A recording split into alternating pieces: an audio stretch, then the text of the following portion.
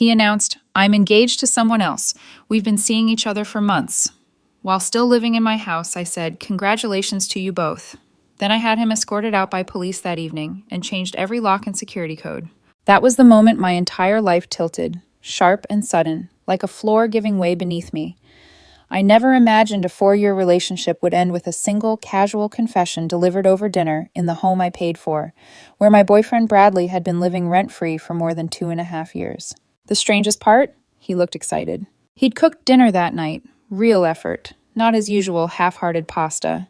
Candles lit, a good bottle of wine from my cabinet opened and breathing. The kind of evening that suggested something meaningful was coming.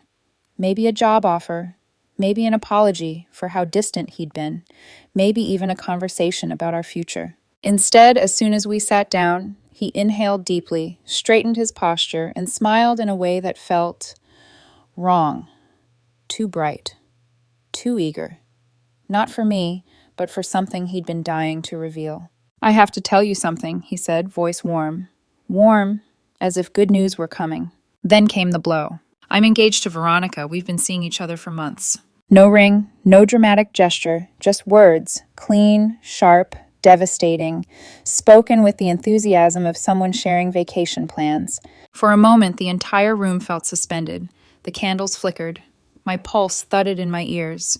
Even the steam rising from the pasta seemed to freeze midair. I stared at him, trying to reconcile the man across from me with the words he'd just said. My brain felt like it was lagging behind my body, unable to catch up. "You're engaged," I repeated slowly, "to someone else, while living in my house." He nodded earnestly, like this was a reasonable conversation. "Yes, that's why I wanted to talk. Obviously, things will change, but I figured we could work out a transition plan.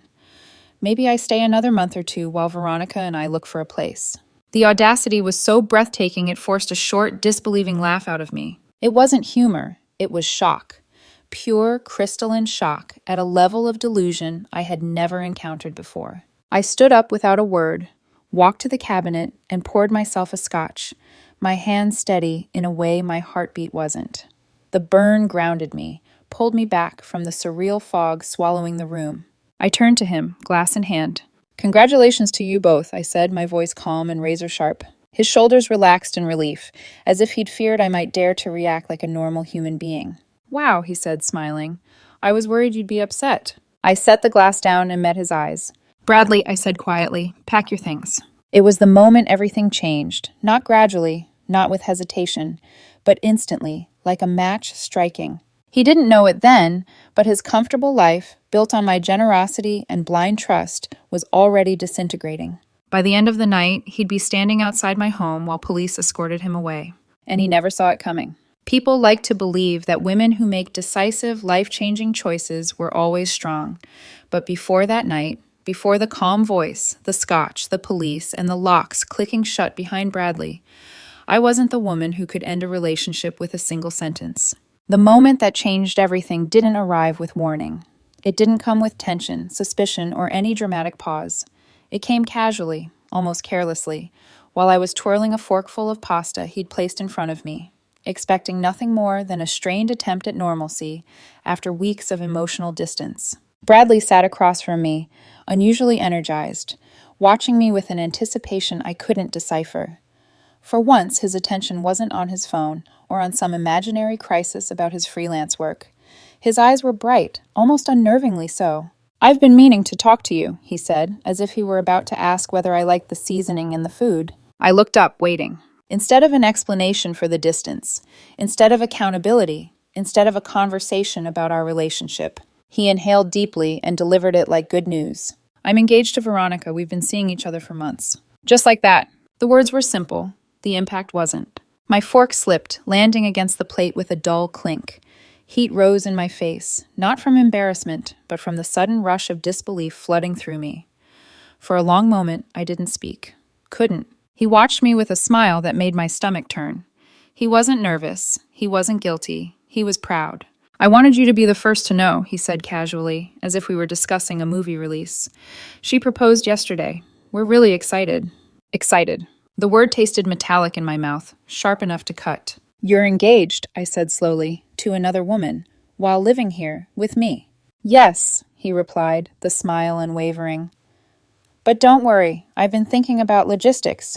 We can set up a transition plan. I can stay another month or two while Veronica and I look for an apartment. There it was, the delusion, the entitlement, the assumption that my home, my money, my stability would continue supporting him even after he'd chosen someone else. A quiet clarity washed over me. Not explosive, not hysterical, just cold and steady. I rose from my seat, walked to the liquor cabinet, and poured a scotch. The first sip steadied the tremor in my chest. When I turned back to him, he looked relieved, as if he thought my silence signaled acceptance. So I gave him exactly what he thought he deserved. Congratulations to you both. His smile widened. He actually nodded, pleased with himself. I'm glad you're taking this well. I was afraid you'd... Bradley, I interrupted, setting my glass down gently. Pack your things. His face twisted in confusion. Wait, what? Paula, don't be ridiculous. I live here. No, I said calmly. You lived here. He pushed his chair back, glaring. You can't just throw me out. I'm a tenant. Legally, you have to give me 30 days. You're not a tenant, I replied. You've never paid rent, never signed anything, never contributed to a bill. You're leaving tonight.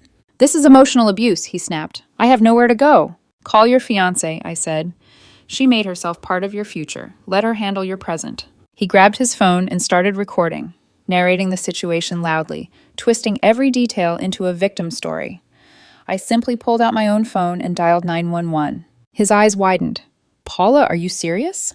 Yes, I said, very. 20 minutes later, police officers stood in my living room while Bradley stuffed belongings into bags, cursing under his breath. At one point, he lifted his phone, ranting dramatically into the camera, pacing as if he were performing for an audience rather than facing the consequences of his choices. Not tears, just indignation, arrogance, and a desperate need to control the narrative. When the officers finally walked him out, the house fell silent again. A silence that didn't feel empty this time. It felt like the first breath after resurfacing from deep underwater. The moment the door closed behind Bradley and the officers, the house fell into a stillness so complete it felt almost foreign. For 2.5 years, his presence, his footsteps, his clutter, his excuses, had filled every corner of this place. Now all that remained was silence, heavy, echoing, almost unreal. But the quiet didn't bring relief, not immediately. It brought a wave of delayed shock, thick, rising, threatening to swallow me whole. I stood in the center of my living room, staring at the door as if he might suddenly walk back in and laugh, claiming this was all some elaborate joke. But the truth lingered like smoke. It had happened. He meant every word, and he fully believed I would simply let him stay while he built a life with someone else. My hands shook slightly, not from fear, from the magnitude of what had just unfolded. I lowered myself onto the couch, feeling the cushions shift under me. The room looked the same, but everything felt different. The air felt different. The house felt different. I felt different. Part of me kept replaying the dinner. His smile, the ridiculous confidence, the calm way he'd said, "We're excited," as if I should be excited too. The entitlement was staggering. The lack of shame, breathtaking.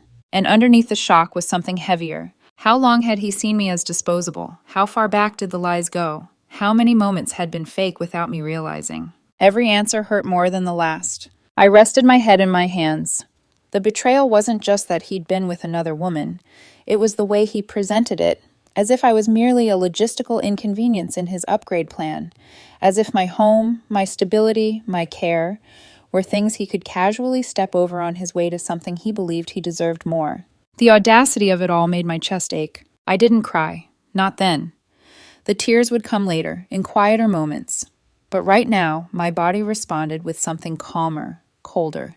Resolve! My phone buzzed on the table and I flinched at the sound.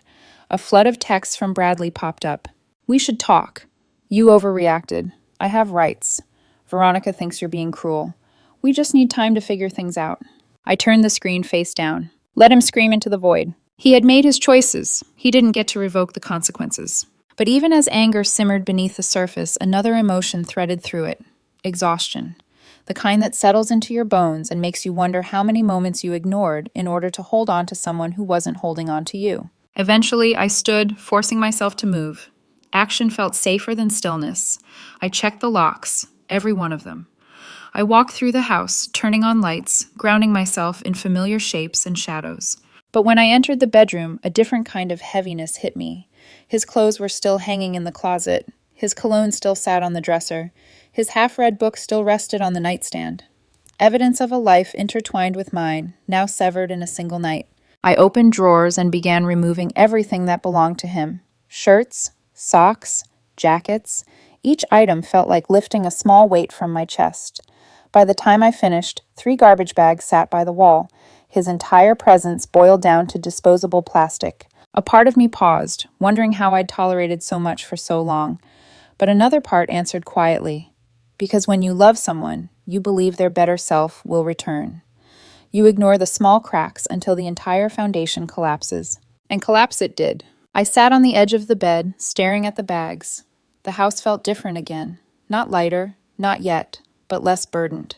My phone buzzed again, this time with a voicemail. My stomach tightened when I saw the caller ID. Bradley. I pressed play. His voice came through, indignant and breathless. Paula, this is ridiculous. You can't just throw me out like that. I told you, we're adults. You should have been happy for me.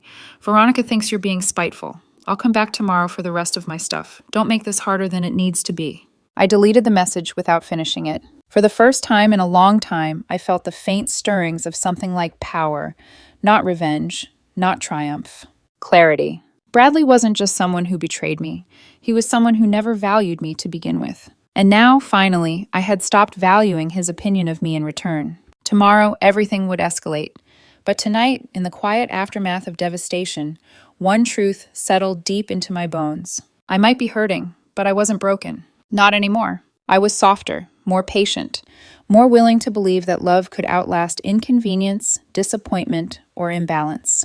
To understand how I became the woman who told Bradley to pack his things without a tremor in her voice, you have to understand the woman I was long before the pasta cooled on the table. I was 38, stable in my career, and proud of the life I built for myself. I owned my home, nothing luxurious, but warm, peaceful, and entirely mine. Every bill, every piece of furniture, every detail was a reflection of years of work and self-reliance. I didn't need a man, but I was ready to share my life with one. Bradley arrived at a moment when I finally felt open to letting someone in. We met at a friend's backyard gathering, a gentle evening under string lights, the kind that makes everyone look softer, kinder. Bradley was charming in a casual, effortless way. He told animated stories, made people laugh, and looked at me with the kind of interest that felt warm rather than overwhelming. He admired my independence. He praised my career. He said he'd never met someone so grounded. If only I'd known he said things like that to anyone who could offer him stability. The first year was genuinely good. We cooked together, took small trips, spent quiet evenings watching shows.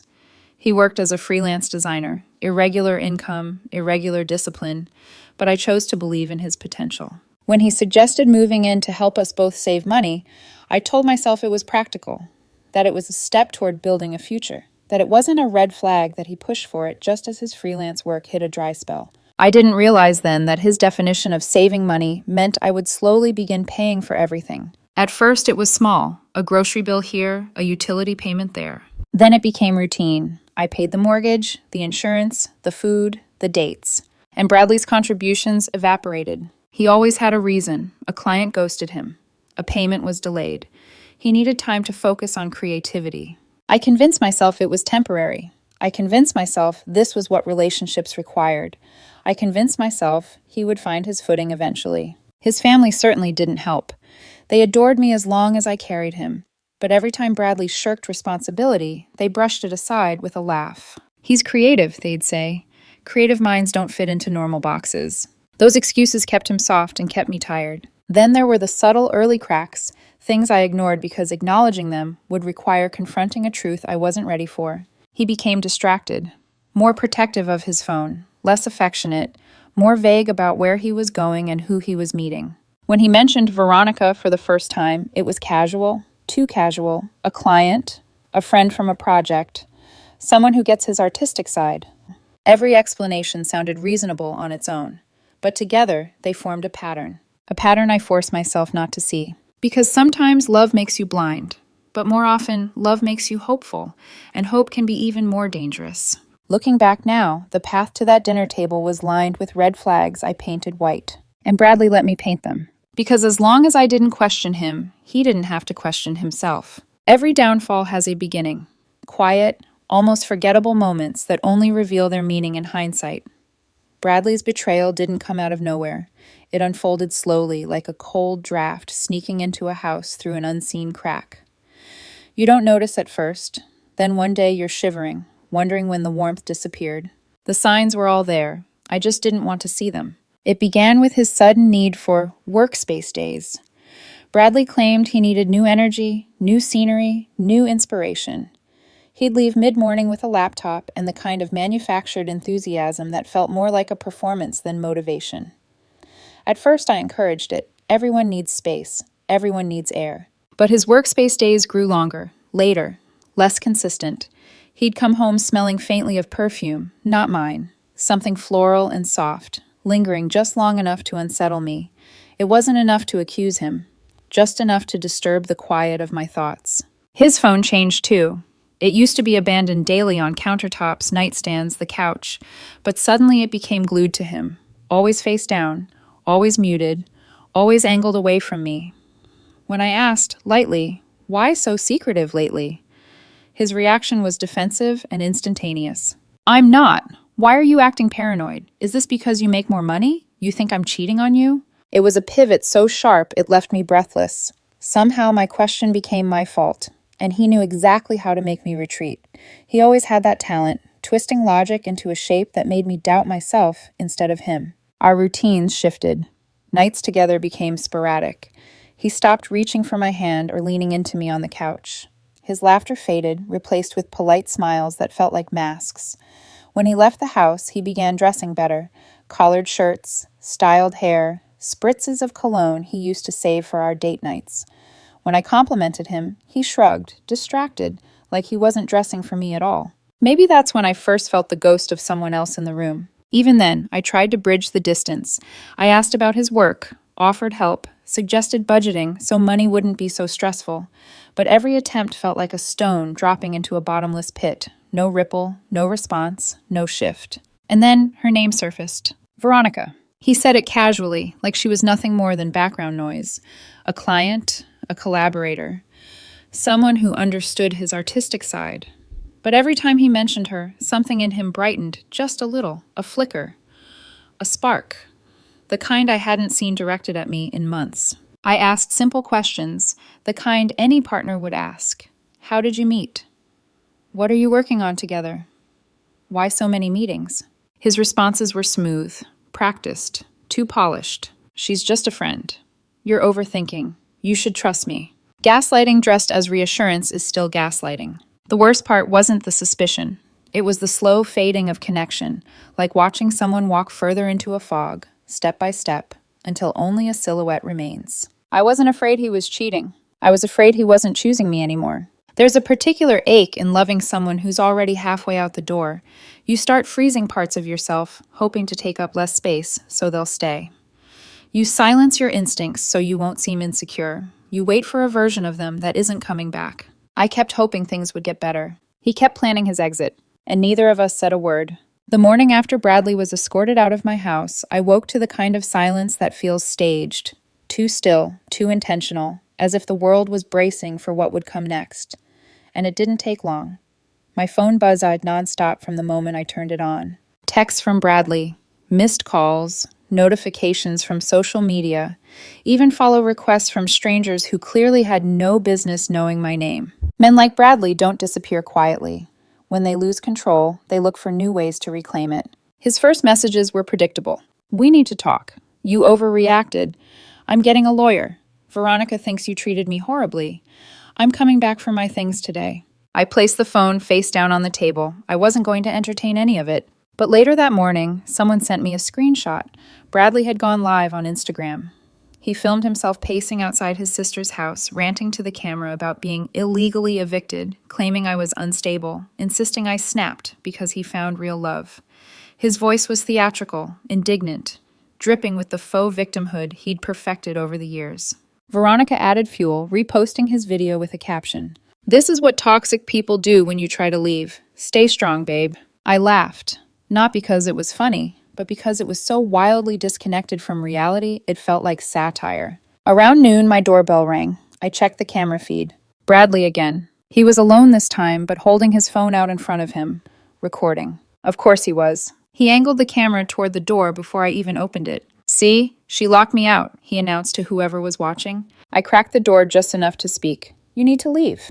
I'm here for my property, he shot back loudly, performing for the camera. Everything in there is half mine, legally. Nothing in this house is yours, I replied evenly.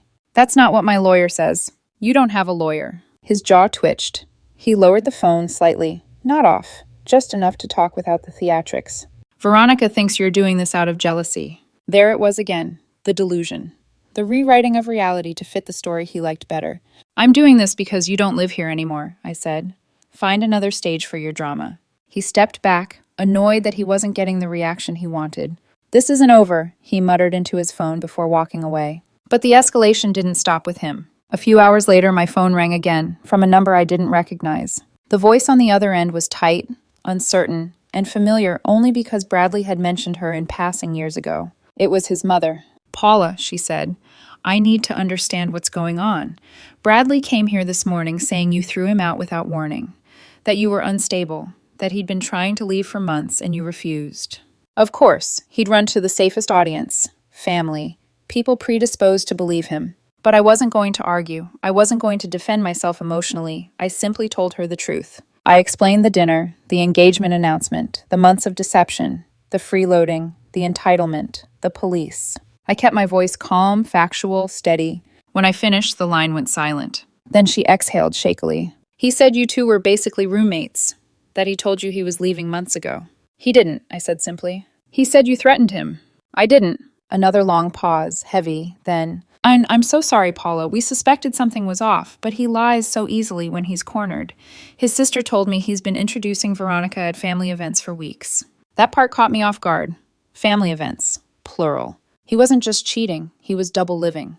I don't know what to say, she whispered, voice shaking now. We thought you two were ending things, but it sounds like Bradley created an entire story none of us knew was fake. He did, I said gently. Thank you, she murmured, for telling me the truth. When she hung up, I felt something unexpected, not comfort, not closure, but confirmation. Bradley's lies were catching up to him, even within the one group guaranteed to defend him. But the day wasn't done. At 8:47 p.m., my security system pinged. Motion detected, backyard.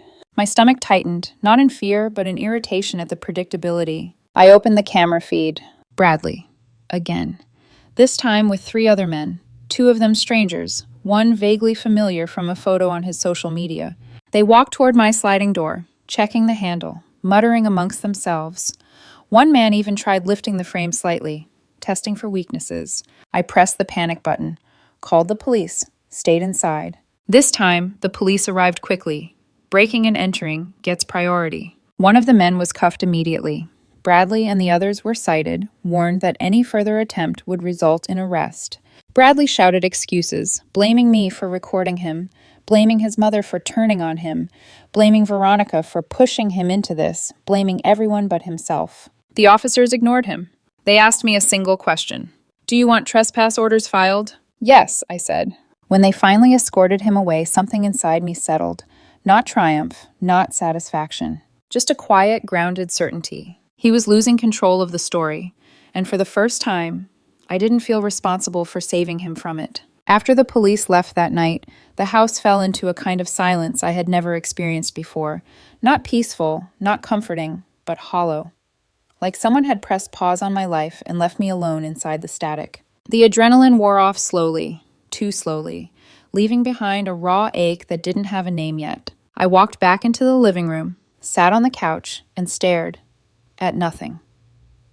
The lamp cast a soft glow across the floor, and the quiet buzz of the refrigerator sounded unnaturally loud. For years, this house had held 2 people's routines, 2 people's laughter, 2 people's arguments.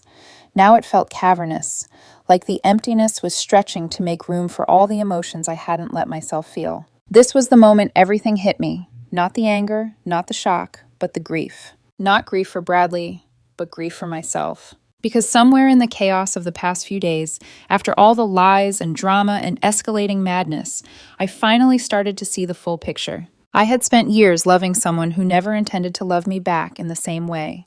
I had carried more weight than I noticed. I had excused more behavior than I should have. And I had abandoned parts of myself to keep a sinking relationship afloat. The realization cut deeper than the betrayal. I pressed the heels of my palms into my eyes, the pressure grounding me as my chest tightened.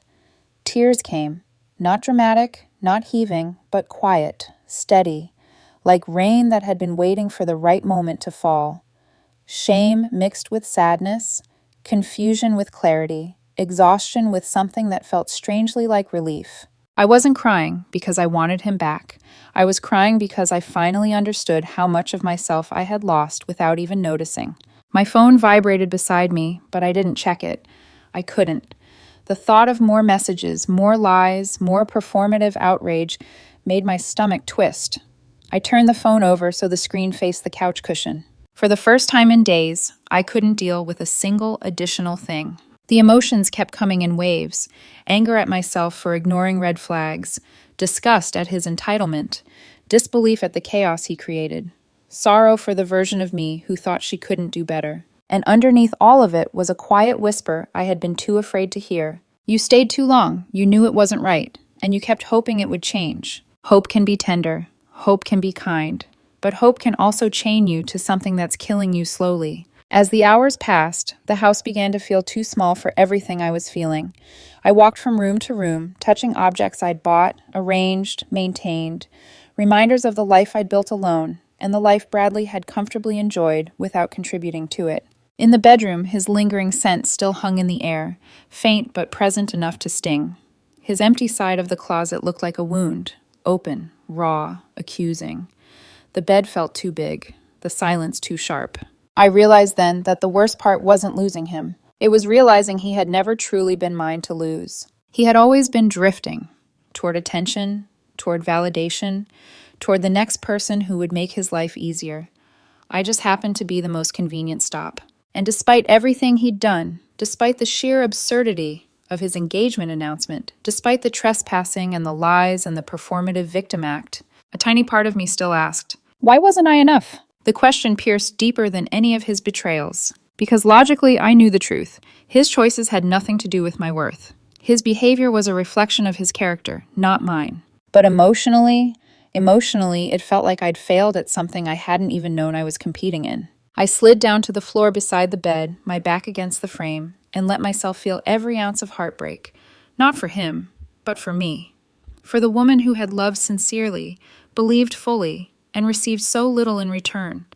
For the woman who had mistaken endurance for strength, patience for loyalty, and hope for love. Eventually, the tears slowed, my breathing steadied, and in the quiet aftermath of emotional collapse, something surprising emerged. A tiny flicker of self-respect, the kind that only appears once you've been pushed past your breaking point. I wiped my face, exhaled shakily, and whispered to the empty room, never again. It was a promise. Not to the past, but to myself. In that moment, still hurting, still raw, still trembling from the weight of everything that had fallen apart, I didn't feel strong. But I felt awakened, and that was the beginning of everything that came next. The day after Bradley was taken out of my house by the police, I woke up with eyes sore from crying and a heaviness in my chest that felt like I had swallowed a stone. The previous night had cracked something open inside me. Painful, yes, but also strangely clarifying. Bradley was gone, at least physically, but the emotional debris he'd left behind still clung to the walls, to the silence, to my breathing. I moved slowly through the morning, making coffee, trying to steady the lingering ache pulsing behind my ribs. My phone buzzed over and over, lighting up the table like some frantic heartbeat. Calls, messages, social media notifications. People reacting to the chaos Bradley had already begun weaving. I ignored them all, until one missed call stood out. His mother. For a long moment, I stared at the screen. Of all the people I expected to hear from, she wasn't one of them. Bradley had always been selective about what parts of his life he shared with her, especially the messy ones. If she was calling me, it meant the story he told her was messy enough that even she couldn't make sense of it. I hesitated, but eventually I called back. Her voice answered immediately, strained and uncertain. Paula, I'm sorry to bother you. I need to understand what's going on. Bradley came here yesterday morning saying you threw him out without warning. He said he'd told you he was leaving months ago. There it was, the first thread of the rewritten story. Bradley never lost time. He always spun reality before truth had a chance to speak. I kept my tone calm. That isn't what happened. She didn't interrupt, so I told her. All of it.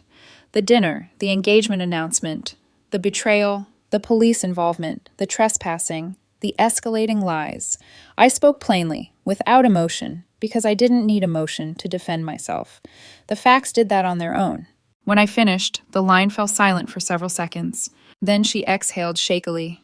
He told us you two were basically roommates, that he was trying to leave and you wouldn't let him. He said you'd become unstable.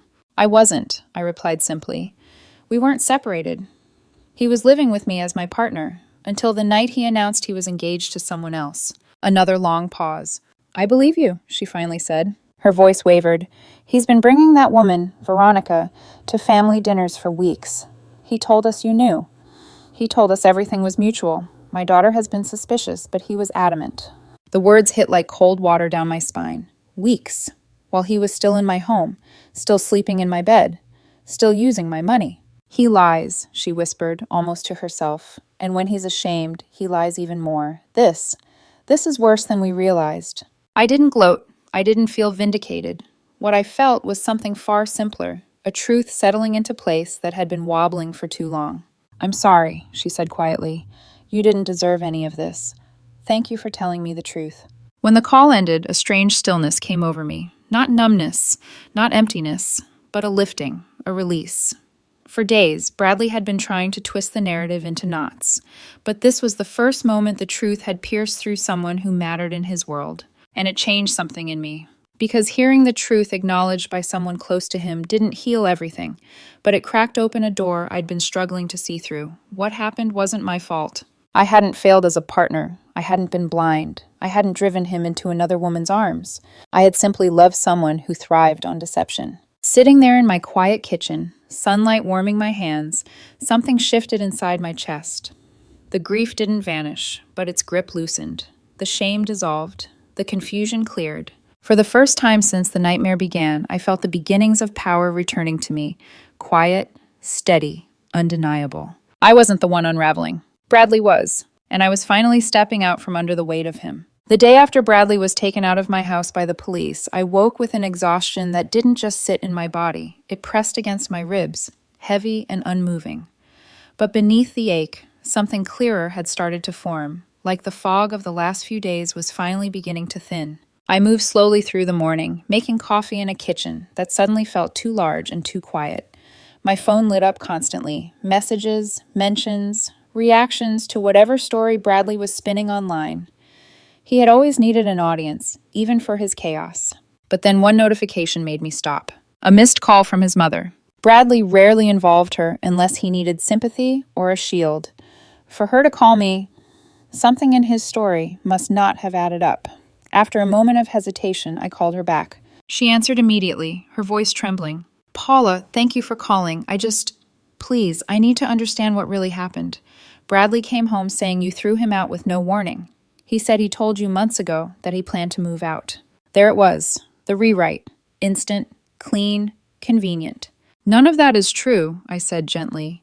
Bradley was living with me as my partner, up until the night he announced he was engaged to someone else. The silence on the other end wasn't confusion, it was realization. Finally, she spoke, her voice soft and almost ashamed. Bradley told us you two weren't together anymore. He said you were just sharing a place because it was convenient, nothing romantic. So when he started bringing that woman, Veronica, to family dinners, we didn't question it. We assumed everything between you two had ended a long time ago. My stomach tightened. So that was the story. Bradley hadn't just lied to me. He had rewritten our entire relationship for everyone else. He never told us he was still sharing a bedroom with you, she added quietly. We thought you were practically living separate lives under one roof. We had no idea he was living a double life. I understand, I said. And I did. It hurt, but I understood. Her voice wavered. He's been unstable since he got here.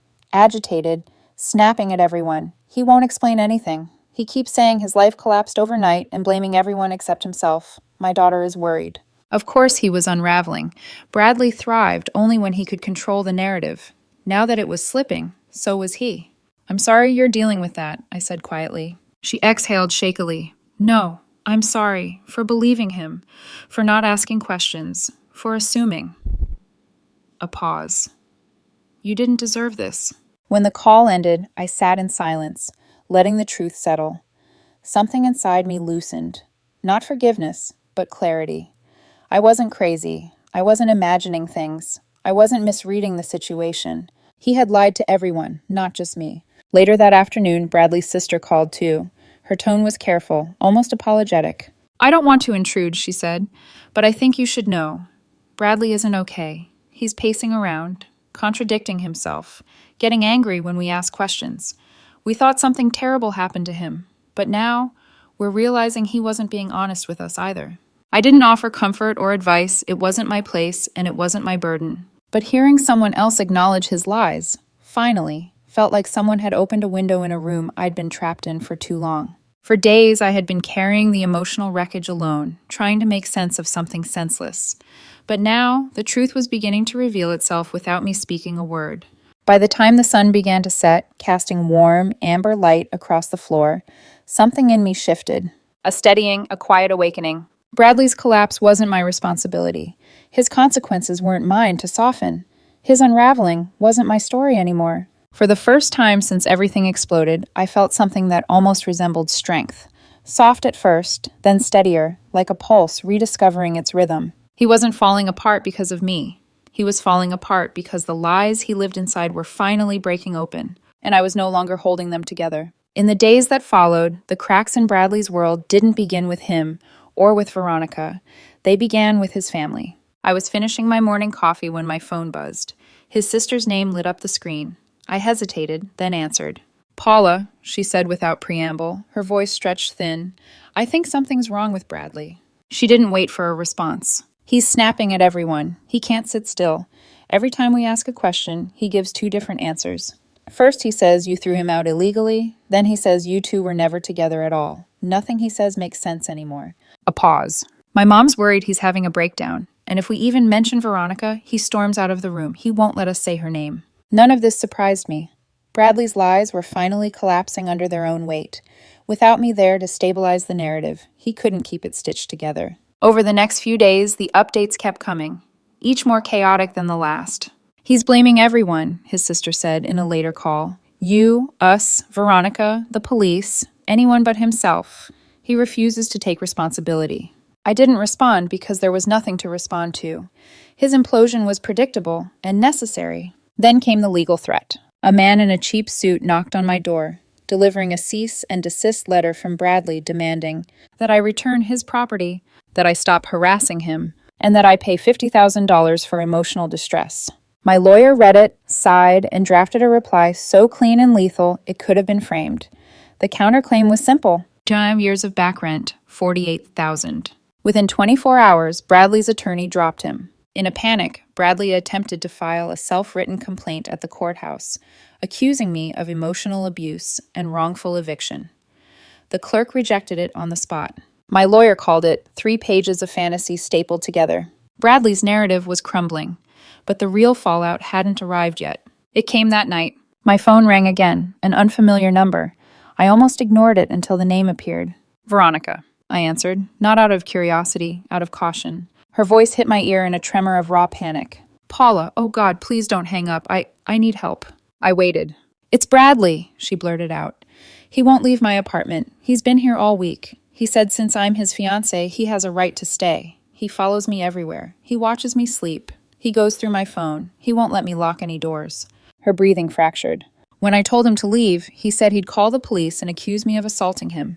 He said if I push him, he'll ruin my life. I don't feel safe in my own home. Her voice cracked hard. Paula, you're the only person who ever made him leave a house. I saw what happened. You called the cops and he listened. I can't get him out. Tell me what to do, please. The irony wasn't lost on me. The woman he cheated with was now begging me to teach her how to escape him. What do you want from me, Veronica? I asked. I want him gone, she cried. I want my apartment back. I want him to stop threatening me. Just tell me how to get him to leave without him destroying me. You survived him. Tell me how. Her words hung in the air, trembling. Call the police, I said steadily. Document everything. Record his threats. First report usually gets believed. She inhaled sharply, like the shape of a solution had finally appeared. That's what you did, isn't it? Yes. A long pause followed, one filled with realization, fear, and a bitter kind of awakening. Thank you, Paula, she whispered. Not gratitude, surrender. Good luck, I said, and ended the call. That night, my home felt calmer than it had in years. Not quieter, just clean, cleared. Like the corners of my life that Bradley once occupied had finally aired out. The fallout had arrived exactly where it belonged. Not on me, not anymore. And for the first time, I wasn't bracing for impact. I was simply living. Free. 3 months passed before I realized I'd stopped checking over my shoulder. There was no sudden moment of relief, no dramatic sunrise or symbolic breakthrough. Healing arrived quietly, the way dawn does. Slow, steady, unnoticed, until suddenly the room is full of light. For the first time in years, my life belonged entirely to me. Bradley was no longer a ghost, lingering in the corners of my house, no longer a weight on my decisions, no longer a storm waiting to break. The silence he left behind wasn't empty. It was peaceful. It meant the locks were changed, the passwords updated, the spaces reclaimed. It meant the chaos that once defined my days had finally burned itself out. I didn't follow what happened to him. I didn't need to, but updates found their way to me anyway. Veronica eventually called the police, just as I told her to. Bradley was forced out of her apartment by officers who seemed unsurprised by his behavior. He bounced between relatives' couches until they, too, ran out of patience. He moved back with his parents after a string of burned bridges. His social media shifted from curated perfection to vague motivational quotes about growth and being misunderstood. It wasn't my story anymore. Veronica moved back in with her sister. I heard she started therapy. I hope she stays. As for me, I learned something I should have known long ago. Peace isn't something someone else can give you. Peace is what's left when the wrong people are finally gone.